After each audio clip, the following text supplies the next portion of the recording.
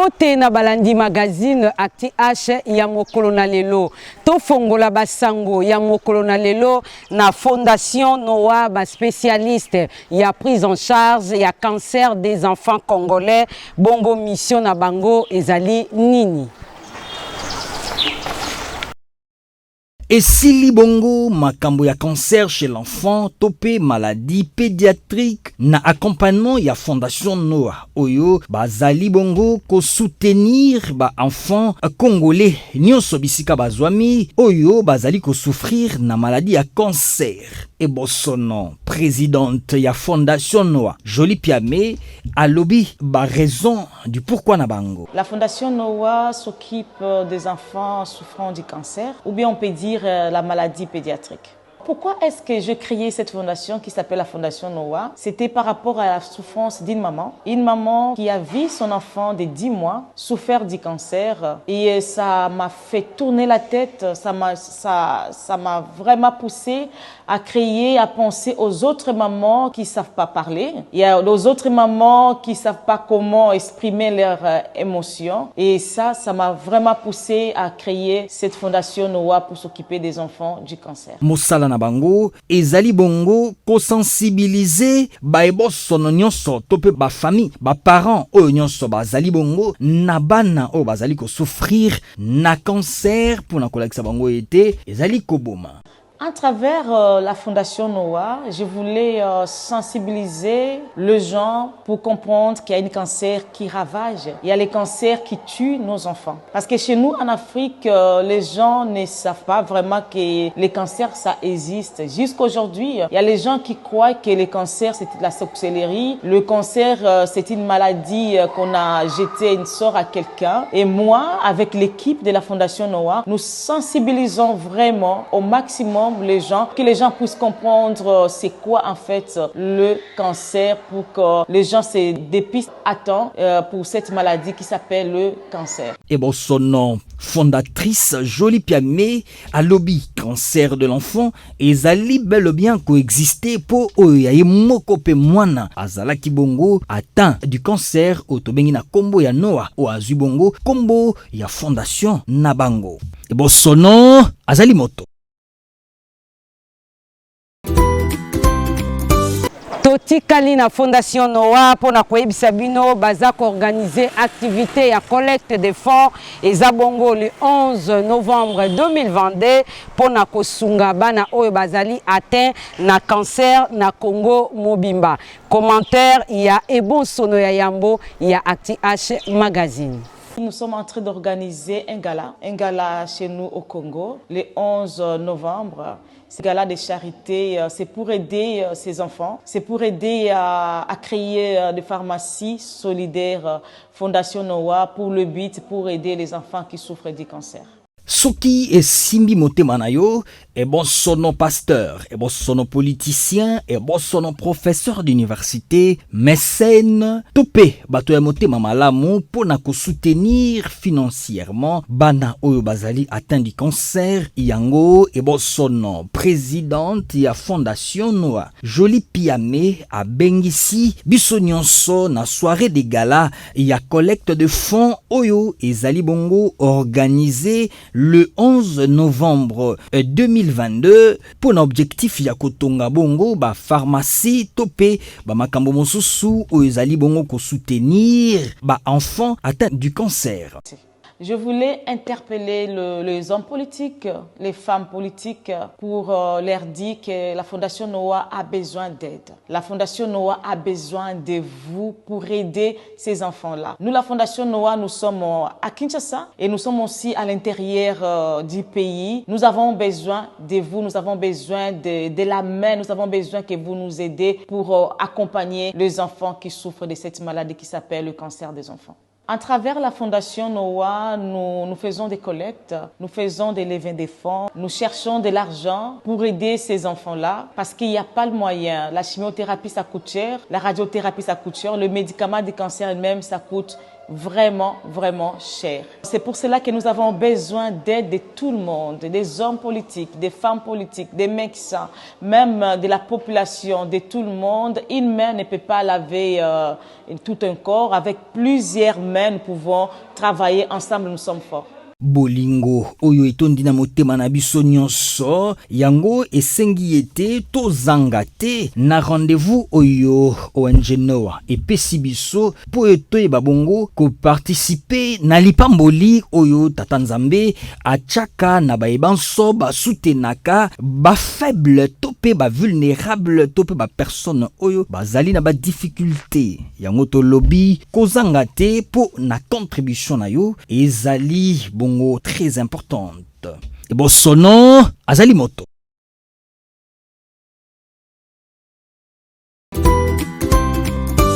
ONG Tous Unis pour un Congo émergent Oyo et Kambami na Ebonsono Frank Kabundu à Kabund Balobi Kimobola et Silaka na Mosala.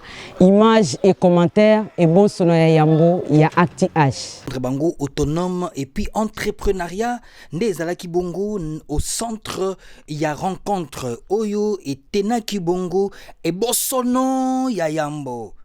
Il y a ONG Tous Unis pour un Congo émergent, Ndeko Frank Kabund à Kabund, na population, il y a district, il y a Tchango, Bongo, Mikole Utikoleka, précisément la commune, il y a Massina. Balayambo, ne contact ya Bongo et Banabongo ko salema entre ONG et puis base naye ya Massina pour natina nako rappeler Bongo ba objectif Oyo nini ONG ezali bongo ko poursuivre Koyo Kabongo et bon son nom est Frank Kabund à Kabund.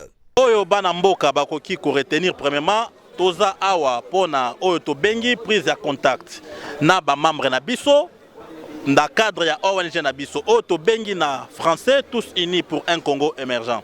Toza ba objectif na biso ko encadrer na ko sunga ba jeune kaka ba jeune te ba mama na population nyonso mobimba de tokiti awa pona ko sensibiliser ba jeune na biso na cadre ya prise de contact pour na lancement officiel à ONG na biso toyoki ba mama ba lobby ba biso ezokende na ba formation ya technique ba technique wana toza na ba maçonnerie toza na électricité toza na coupe couture toza na mécanique toza na hôtellerie toza na esthétique à part ba misala ya maboko toza na ba formation to ko pesa ba jeune entrepreneur to pesa bango ba capacité oyo ko permettre bango ko créer misala pour na basal indépendant na côté ya mbongo pe na côté ya musala nyonso tozo sala pour na lutter contre chômage na pauvreté na mboka na biso. Message convaincant et koti bongo na matoi ya oyo bongo tokoki kobenga ba fidèle topé ba bazalaki kozela bayoka po mitema na bango ezala satisfait et simbi bongo kolela kopambola oya bango mwana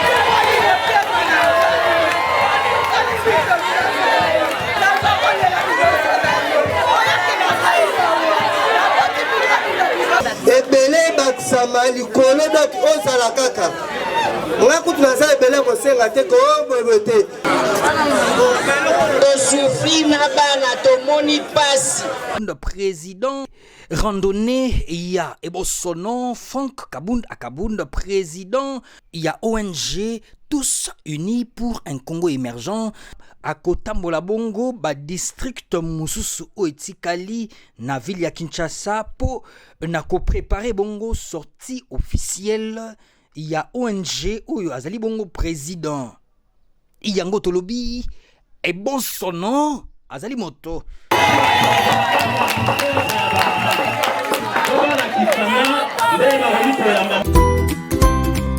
Totuni motuna est-ce que ba aveugle ba mona kaka molili yekola ebongi koyeba ete oyo tobengi bongo cécité ememaka forcément te na molili ya couleur moko topé monochrome ba aveugle mosusu ba décrivaka ba vision na bango lokola couleur grise topé mosusu ba couleur différente kolandisa manali moko topé mosusu variabilité wana ezali selon ba émotion to pe ba fatigue. Ba étude ezali bongo ko révéler que ba aveugle mosusu ba monaka ba sentiment to pe ba point lumineux et puis ba sensation ouana ezalaka modifié selon l'âge. Il y a ba aveugle to pe nabaka, il y a ba aveugle de naissance. À cause ya cécité et jouaka makasi lokola ba accident hémorragique et kokipe kotika voile moko ya rouge persistant. Ndakisa mosusu ezali bongo ba maladie progressive lokola cataracte tope glaucome oyo ekotisaka molili malembe na champ ya vision ya ebosono aveugle. Yango tolobi ebosono azali moto.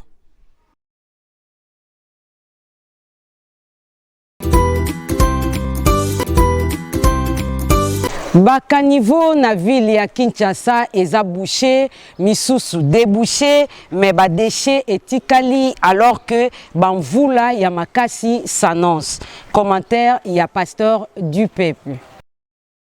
Phénomène bosoto na ville ya Kinshasa ezosila te ndakisa ya bosoto oyo bakure na bakanivo na période oyo ya mbula bambula makasi me bosoto zali na rond-point Ngaba babimisi bosoto na bakanivo évacuation ezali ko poser bongo problème yango ba mama oyo bazali koteka le long ya wenze ya rond-point Ngaba babetikelelo nalobi toteka likolo ya basalite bobongisile biso nzela bayaki kosala na butu tomona bango te yaya basala na butu toyebi te ne baolongolo mokolo nini yaya toteka likolo ya salite eza bien boyi te biso nde eza salite eleki makasi toza posa balongola basalite oyo nyonso po toteka bien atuka tokoki kozala mpe bongo te ata bino moko mboka oyo toza na rond-point Ngaba tozoteka bien te bamatungula tozoteka solo tozoteka banini solo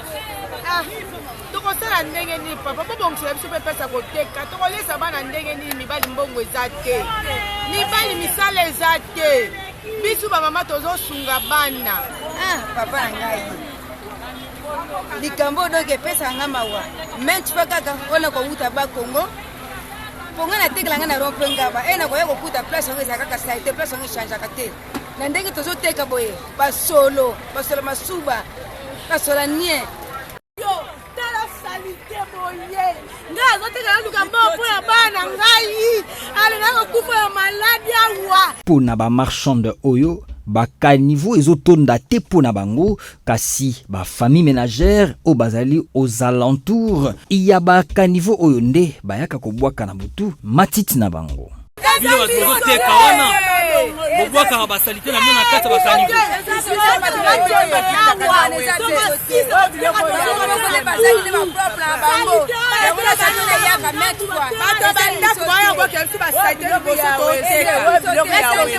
eza bato bandaku na ndenge nini bato oyo bakita bapubele na bango basi oboka bapubele eza te bazoboka biso liboso kasi oteka biso tozwa maladi tifoidi tozwa mbongo wapi mbela ya magazine Actu H et beti bongo et pas il y a ba service attitré il y a hôtel de ville ya Kinshasa pour bazwa bongo ba disposition ya ko prévenir ba débordement ya ba courant d'eau na ville mobimba ya Kinshasa de l'autre part ko anticiper ba maladie d'environnement sale un homme averti à vos deux bon son nom azali moto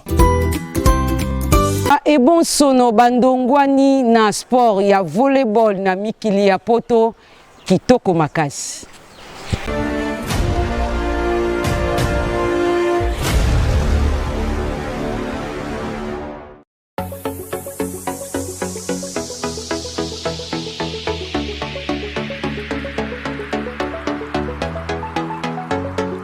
Masano ya volleyball bandeko ya baebosono bazali pe kobeta yango tala lokola de camp oyo iya bakakatani bazali ko jouer na rythme na bango volleyball kaka na formule ya kosieta ye okuna asopi moninga na ye beti ye crochet apase o wana kuna ye wana kuna abwaki yango traverser ballon wow!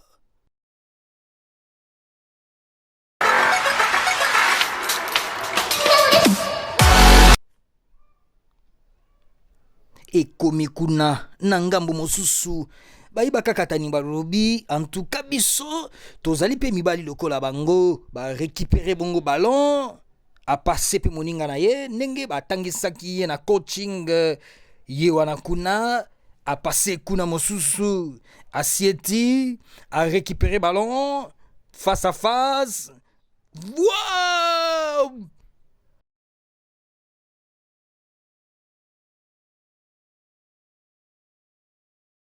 A marqué pe oyo yaye mongete mosusu ndeko ebosono congolais yekola volleyball to pe ba sport mosusu ndakisa judo ndakisa football ndakisa basketball to pe ba sport ya lolenge na lolenge ebosono azali moto.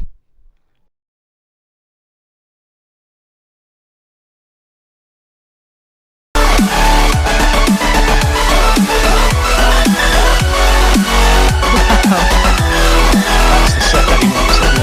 Nice enough.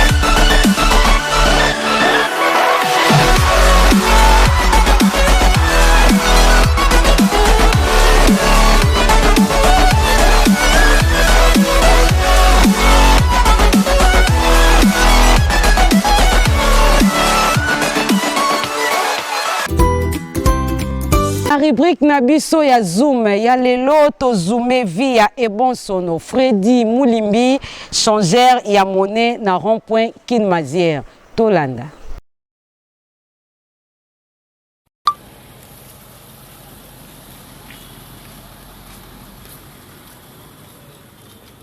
Tozali 6h du matin et Bossono, Freddy Moulimbi, na velo naye, azali bongo kokota déjà centre-ville. Kop naye zali cambisme. Azali bongo vendeur yaba crédit.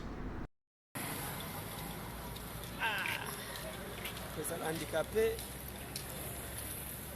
ils ont problème de ils ont vie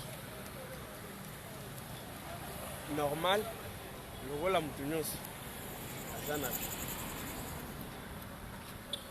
Freddy Moulimbi, nanzela ya musala na ye, azali bongo père de famille, azali na mwana moko, na mwasi na ye, oyo azali bongo personne valide. Deux, naza marié deux. Oui, nabota déjà. Nabota déjà. Ana moko kaka. Non, à sa personne valide. La personne valide. Quand on est au bunda bunda muke muke, quand on est au bunda bunda, nazo fournir vraiment des efforts marqués pour malgré que naza o naza na koka sala o na koki pour na subvenir na besoin na bango sala na zo moi revenu moko boye o ko permettre nga na responsable. A révélé biso que zali bongo ba boti nde ba encourageaki ye na musala pona et bon son nom Freddy handicapé ya solo azali oyo azali bongo handicapé mental et non physique. Handicap pona nga na mona ke ka cause la handicapé peut-être moto oyo azana problème handicap mental. Des vrais handicapés. Parce que pour la perdre raison, il attend que réfléchir et il ne peut rien faire dans la vie. Tandis que à cause de la handicapé physique, mais nous avons réfléchir. Gouvernement congolais et Sengeli Bongo et accompagné by bon sono na ba action oyo bango bazali koposer. T'as vraiment en face on a baza bon baza comme des personnes en partie façon édulée. Bien sûr, l'État a personnes vivant avec handicap na personnes vivant handicap au salaka moi et loko boye. Il faut qu'on encourage. Il y a certaines personnes qui relaient les sommes au kobo. Un handicapé qui travaille, qui a des fainéants à la maison, il fait comment cette personne peut faire quelque chose comme ça. Moi, je peux faire mieux. On en a des témoignages, courage qui passe vraiment aux Osala et Moussala, en tout cas, oui, ils ont 500. L'État a son avis. Qui n'a pas ça la boue. Et c'était que couple a un fond moko boue. Nazo te moko boue. Na Moussala. Par exemple, c'est à la police. Exact. Malgré ma bé opona kubenga na kosala et permettre ngana zo bénéfice que les soumis pas l'État ou c'est essentiel pour nous. Forcément que l'État a mais sécurité nanga nala. Ce qui a fait sécurité. Sala lokola ye po okende bongo liboso. Yango tolobi bon sono azali moto.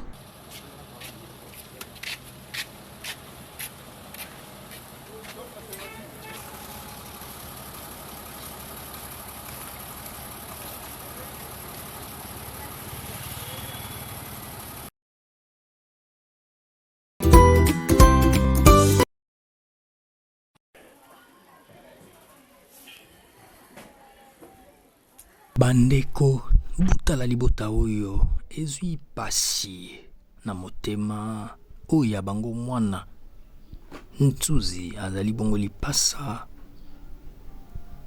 azana 8 ans seulement abeli maladie à cancer de créer abcès malformation faciale oyo bozali komona wana.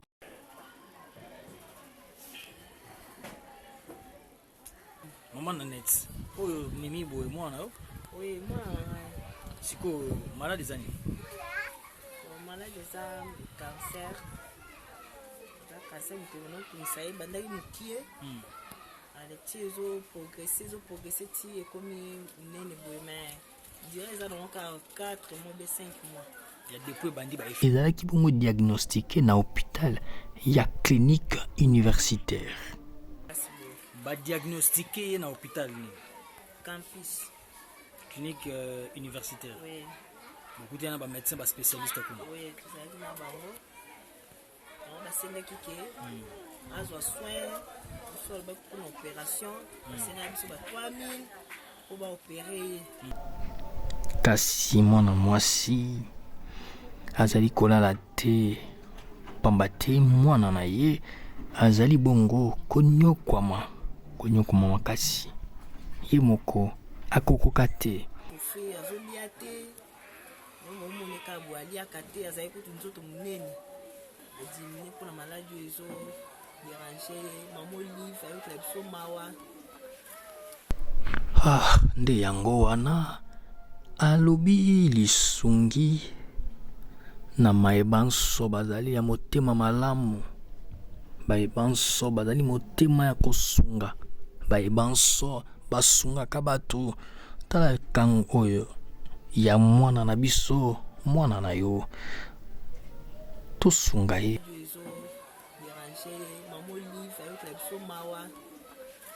Papa Bedachou, Maman Denise Nyankero, bakozi nyonso botoki nyonso baza na mawa bayokela mwana mawa tangaka aza mutu atangaka akati classe ka mpona maladi eyeli yo toza vraiment na pasi tozosekaka lisungi batamawa bayoka mawa basunga nzuzi aza lipasa na mobali aza bien kaka ye nde mutu aza na problème mpona mwana azosouffrir azolia na pasi azosouffrir vraiment.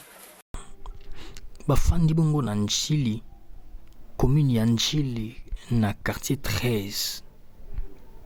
Pasi na motema, famille oyo ezali bongo ko souffrir. Avenir ya mwana oyo ebeba te. Akendaka classe. Nzamba sunga ye azongela bongo nzela ya kelasi na kolandisama na lisungi na yo. yango tolobi e bon sono azali moto.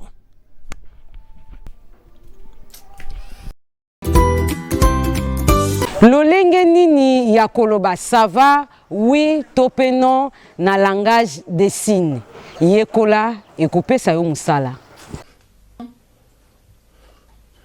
Pardon.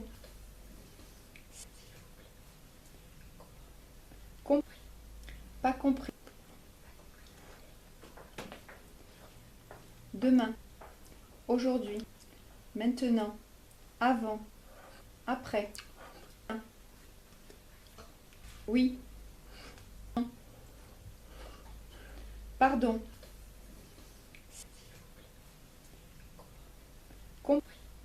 Pas compris. Demain. Aujourd'hui. Maintenant. Avant. Après. Oui. Pardon.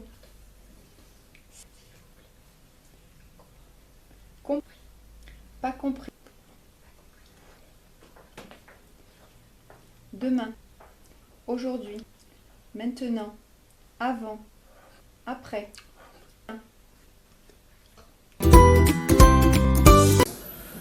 Évangile patriotique na biso ya mokolo ya lelo tozolobela bongo emploi ya bapersone vivant avec handicap na société na biso congolaise. Exhortation na biso ezokende tout droit et pas ya baebosono nyonso oyo bazali koassume baposte ya responsabilité tobandi bongo na ebosono ya liboso ya yambo ya mboka Congo ebosono Félix Antoine Tshisekedi Tshilombo et puis to s'adresser na ebosono ya emploi travail et prévoyance sociale pambate yonde ozali na mandat ya kolanda tout droit oyo ezali bongo emploi il y a des personnes vivant avec handicap. Catégorie abatouana, les alliés sont discriminés et largement discriminés. Ils ont la société, même publique, il y a l'État, ils ont engagé, ils ont employé mais les personnes vivant avec handicap, basées représentées.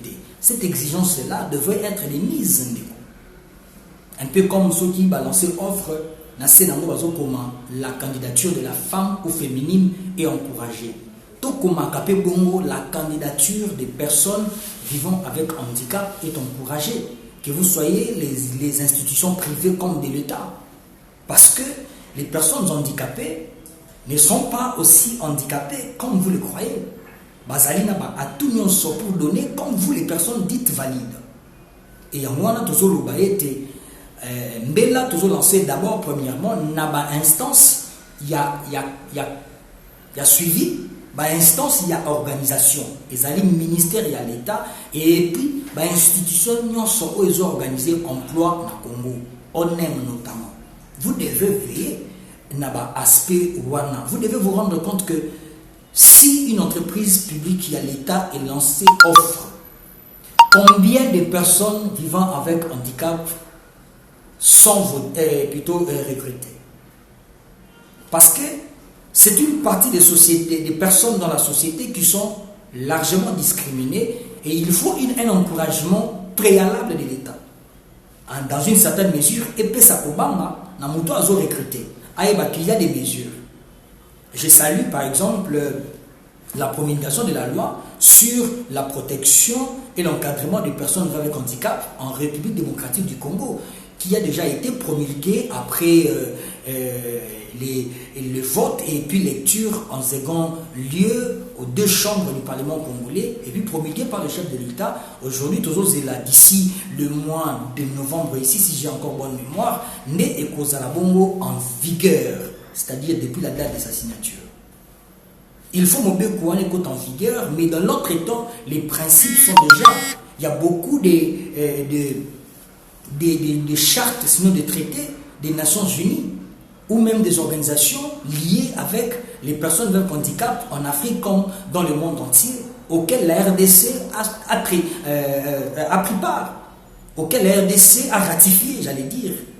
C'est-à-dire ces ratifications devraient aussi prendre leurs effets. Mais nous constatons amèrement, engagement, il y a PV, déjà engagement, il y a et ça problème na RDC. Par ricochet, engagement de la personne handicapée, ils ont de moins en moins pris en valeur. Ils ont pris en valeur. Que font les inspecteurs de travail? Qu'est-ce qu'ils vont inspecter pour suivre si les recrutements est fait? Et si ces recrutements ont rencontré les desiderata des personnes vivant avec handicap ou ont rencontré le besoin des personnes handicapées. Ouais, tout ça, ça fait partie des éléments que nous ne devons pas oublier. Au moins 50% des personnes handicapées devraient être embauchées dans les offres. Mais cela n'est pas fait, ou cela n'est pas le cas. Regardez même la nature des nominations, même il y a handicapé, il y a Mbobos, il y a Félix Tshisekedi.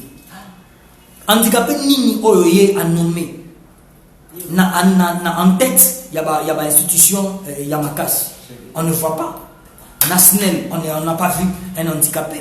Na Régie des eaux, on n'a pas vu d'handicapé. Na Foner, ce ne sont pas des handicapés. Et ainsi de suite.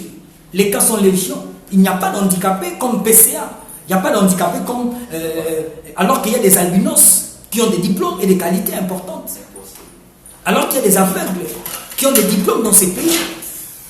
Ça vous plaise de voir l'intérêt des personnes vivant avec handicap pour nous encourager l'intégration dans du point de vue de l'emploi. Il y a